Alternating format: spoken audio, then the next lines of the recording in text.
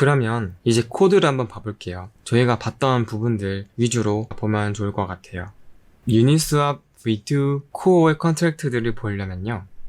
GitHub에서 유니스왑 /유니스왑 v2 코어에 들어가시면은 거기에 컨트랙트라고 하는 디렉토리가 있습니다. 그 디렉토리로 들어오시면요. 이렇게 3개의 파일이 보여요. 다른 디렉토리들은 뭐 테스트, 라이브러리, 인터페이스 이런 것들은 사실 볼 필요가 없고요. 3개만 보시면 되는데 이 3개 중에서도 이 ERC20은 유닛 토큰에 대한 거예요. 그래서 얘도 볼 필요가 없고요.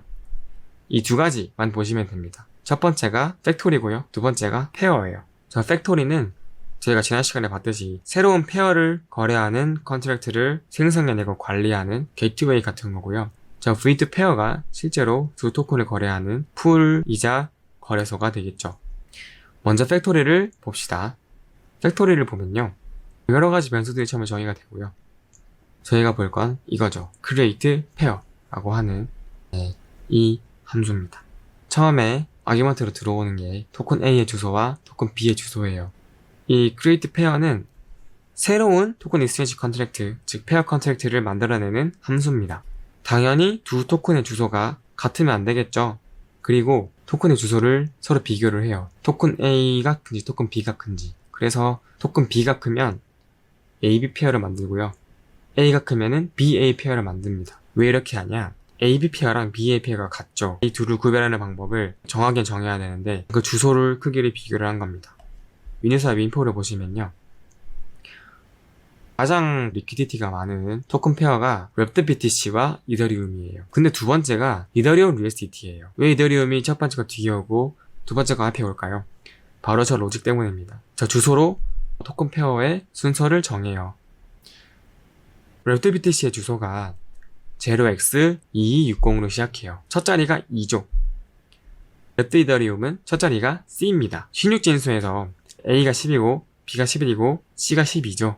2보다 12가 크니까 랩드 이더리움이 D에 와요. 반대로 USDT 컨트랙트의 주소는 첫 자리가 D예요.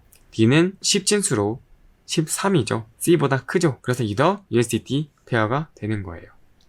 여기 나와 있는 모든 토큰상들은 다 그런 식으로 그 페어의 순서가 정해져요. 그 다음에 검사하는 게 토큰 제로가 0이 아닌지를 검사를 하는 거죠. 0이라고 하는 주소를 가지는 컨트랙트는 없으니까요. 이것까지 검사를 합니다.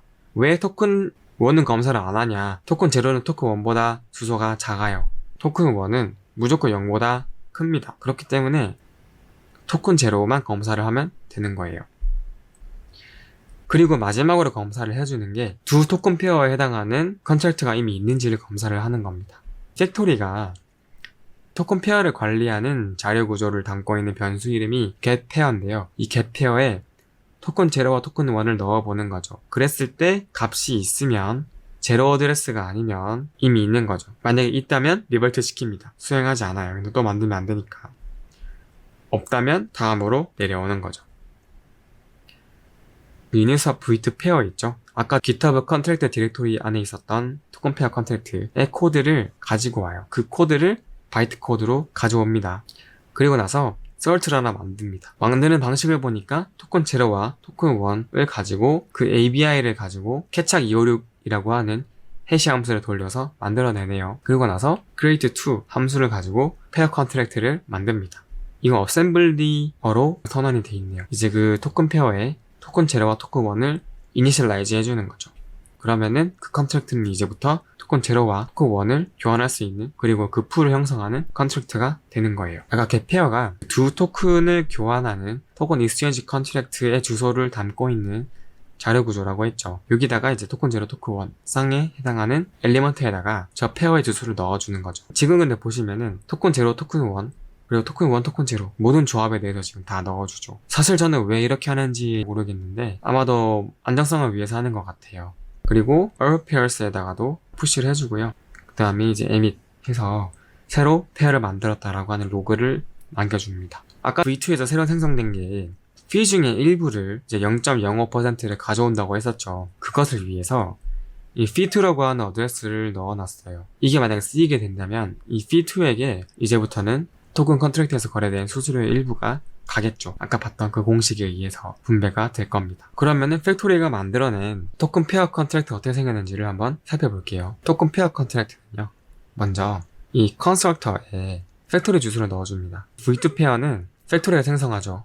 그렇기 때문에 이 컨트랙트에서 팩토리라고 하는 변수에다가 이 컨트랙트를 크리에이트한 팩토리 주소를 넣어주는데 그거를 받아갈 수 있는 게 MSG 샌더죠. 왜냐면은 이 컨트랙트를 배포한 컨트랙트가 팩토리 컨트랙트니까요. 그리고 initialize 펑션이 있습니다. 이거는 저희가 아까 봤었죠. 팩토리에서 콜을 했어요. 그래서 토큰 제로에는 토큰 제로 아규먼트, 토큰 1에는 토큰 1 아규먼트를 어사인 해줘요. 그리고 업데이트 함수가 있는데요. 이 컨트랙트는 계속해서 자기가 얼마를 들고 있는지를 추적을 합니다. 그런데 그 추적이 항상 맞지는 않아요. 왜냐면은 실제 밸런스는 토큰 제로와 토큰 1 컨트랙트에 있고요. 그리고 그 잔고에 대한 정보는 거기를 가야지 볼 수 있거든요. 내가 지금 기록하고 있는 토큰의 수량보다 그 컨트랙트로 가서 관찰했을 때 거기 있는 잔고가 더 많다면 내가 돈을 받았다라는 걸 알 수 있겠죠. 이 토큰 풀에 토큰이 들어왔다는 걸 알 수 있습니다. 그 정보를 보고 업데이트를 해주는 게 이 언더스코어 업데이트 함수예요. 그런데 여기에 블록 타임 스탬프, 타임 일랩스드, 프라이스 제로 큐뮬레티브 라스트, 프라이스 1 큐뮬레티브 라스트 라고 하는 변수들을 모종의 로직을 따라서 바꿔주고 있어요. 이게 바로 이닛 수압을 프라이스 오라클로 쓰기 위한 로직이에요. 각각의 프라이스들이 유지된 시간의 가중치만큼 더해서 평균을 내서 현재 가격을 결정한다고 했습니다. 이 price zero cumulative last 혹은 price 1 cumulative last라고 하는 변수가 퍼블릭으로 돼 있죠. 그렇기 때문에 다른 컨트랙트에서 이 이닛 수압을 price oracle로 쓰려면은 저 price zero cumulative last라고 하는 변수를 보면 되는 거예요. 그러면은 시간에 따라서 달라지는 가격을 우리가 좀 완중해서 볼 수가 있기 때문에 다른 컨트랙트에서 가격 정보를 받아올 수가 있습니다. 그리고 민트 피 함수가 있어요. 이 민트 피 함수가 아까 저희가 봤었던 프로토콜 피를 계산하는 공식이에요.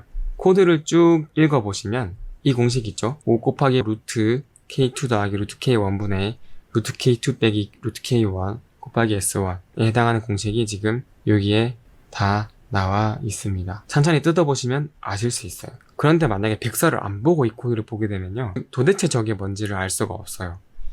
아까 봤던 이 타임랩스 이것도 마찬가지거든요. 왜냐면 얘를 지금 여기서만 쓰고요, 다른 데서 쓰질 않아요. 찾아보시면요, 선언하고 계산하고 끝이거든요. 다른 데서 안 써요. 그렇기 때문에 백서를 안 보면은 이 코드 이야기가 좀 힘듭니다. 그리고 민트 함수가 있어요. 민트 함수가 바로 LP 토큰, LP 쉐어를 만들어내는 함수죠.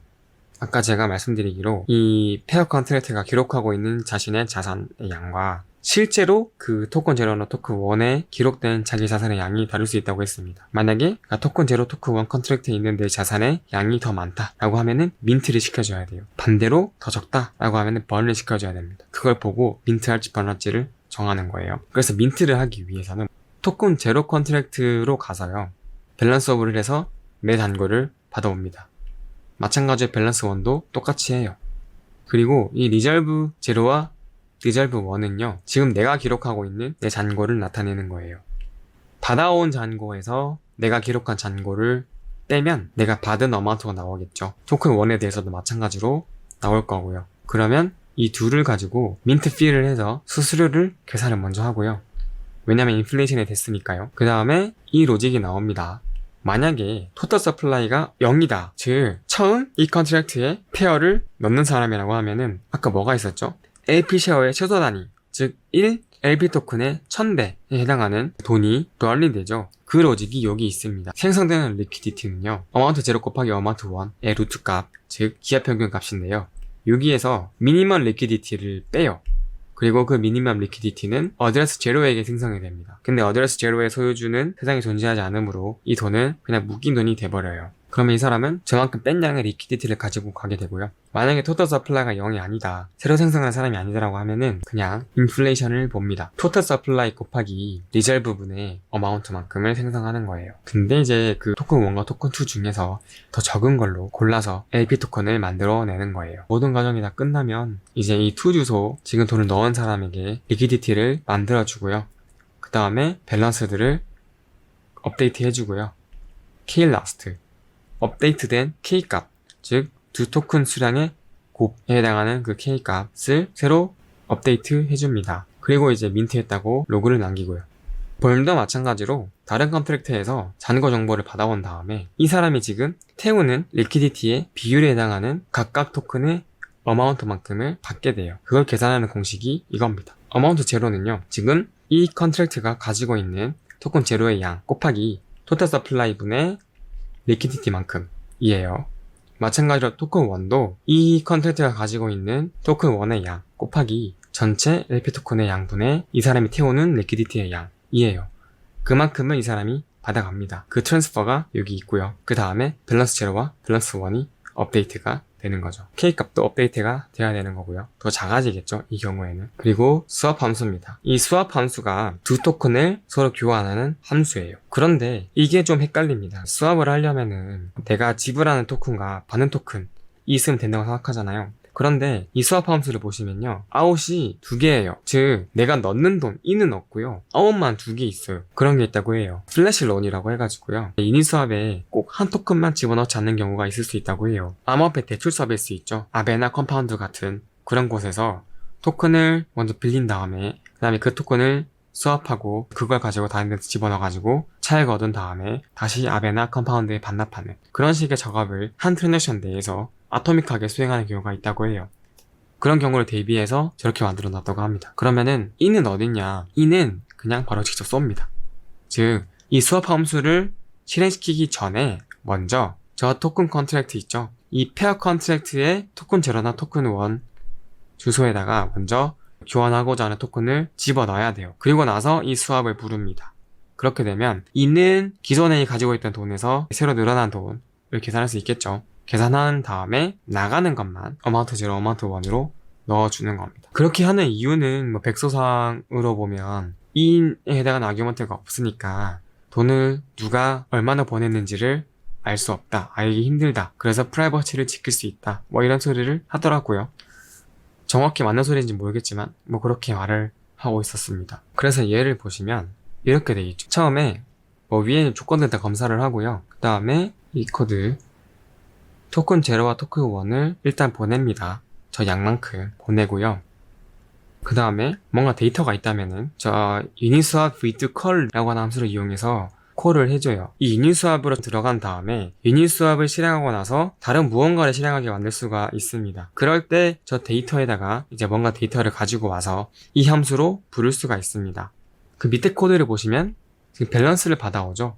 이 사람이 돈을 넣었는지를 확인하기 위해서 밸런스를 받아오는 겁니다. 받아온 다음에 in을 계산하죠. 새로운 밸런스를 봤을 때 원래 가지고 있던 리저브에서 지금 나간 돈 있죠? 내가 다른 데 보낸 돈을 뺀 거보다 밸런스가 크면은 밸런스를 조정해 주는 거죠. 근데 만약에 작아요. 그러면은 어마운트가 잘못된 거죠. 내가 보너스낸 양보다 더 크게 된 거죠. 그런 경우는 그냥 이제 0을 해주네요. 보니까. 네. 1에 대해서도 마찬가지고요. 그 다음 리퀘어블이 나옵니다. 어마운트 0인과 어마운트 1인이 0보다 커야지 통과해요. 만약 하나라도 0이면은 insufficient input amount라고 해서 돈이 덜 들어왔다 이거죠. 그걸 위해서 지금 0으로 만들어주는 거고요. 여기까지 하면 돈이 제대로 들어왔고 제대로 나갔고 이제 콜 데이터 실행했고 그 다음에 내가 할 일은 저 밸런스를 조정해주면 되죠. 그 다음에 0.3% 수수료를 낼 수 있는지를 확인을 하는 겁니다. 확인을 하고 업데이트된 밸런스 업데이트 해주고요. 스왑을 했다라는 거를 이제 로그를 남기고 끝나는 거예요. 이 스킴은 뭐냐면 만약에 이 페어 컨트랙트에 담을 수 있는 토큰의 양을 넘었어요. 그런 경우에 그 남는 여유분을 회수할 수 있게 만들어주는 함수가 스킴입니다. 그거 회수 안 하면 K 값이 지금 맥스로 고정되어 있으니까 로직이 망가지겠죠. 그 다음 싱크는 반대로 돈이 너무 적은데 임밸런스가 생겼을 때 그거를 다시 맞춰주기 위해서 콜을 하는 게 싱크 함수입니다. 여기까지가 유니스왑의 백서와 코드 분석이었어요. 만약에 이 유니스왑에 대해서 혹은 코드에 대해서 질문이 있으시다면은 댓글로 남겨주시면 제가 답변 드리도록 할게요. 그런데 제가 말씀 안 드린 게 하나 있어가지고 마저 드리고 맞추려고 해요. 제가 지난 시간에 이더리움은 페어로 토큰 풀을 만들고요. 만약에 교환하고 싶은 토큰이 있으면은 그 풀이 있어야 된다고 말씀드렸거든요. 그래서 유니스왑에는 그 풀의 양이 굉장히 많을 것이다 라는 식의 얘기를 했었습니다. 그런데 여러분이 생각하시기에도 그 모든 풀을 만드는 건 굉장히 비효율적이겠죠. 유니스왑에서도 다 만들지 않아요. 여기 화면을 보시면요. 페어가 만약에 존재하지 않는다라고 하면 직접적인 페어가 없다고 하더라도 그 페어를 만들어낼 수 있는 루트를 찾아요. 그걸 저희가 라우팅이라고 하는데요. 예를 들면 스시 코인과 YP 코인을 수업하고 싶습니다. 그럴 때 스시와 YP 페어에 대한 컨트랙트가 없다면 다른 걸 쓰는 거죠. 밑에 보시면 스시랑 랩디더 페어에 해당하는 컨트랙트와 랩디더와 와이프에 해당하는 페어 컨트랙트를 사용해서 아토믹하게 스시에서 랩디더로 바꾸고 랩디더를 와이프로 바꾸는 과정을 거치는 거죠. 그러면 수수료는 당연히 좀 더 내겠지만 저희가 빠르게 저걸 교환할 수 있을 겁니다. 이런 식으로 토큰 페어가 없다고 하더라도 라우팅을 통해서 토큰을 교환할 수 있다라고 하는 거를 말씀드리고 싶었어요. 진짜 마치겠습니다. 감사합니다.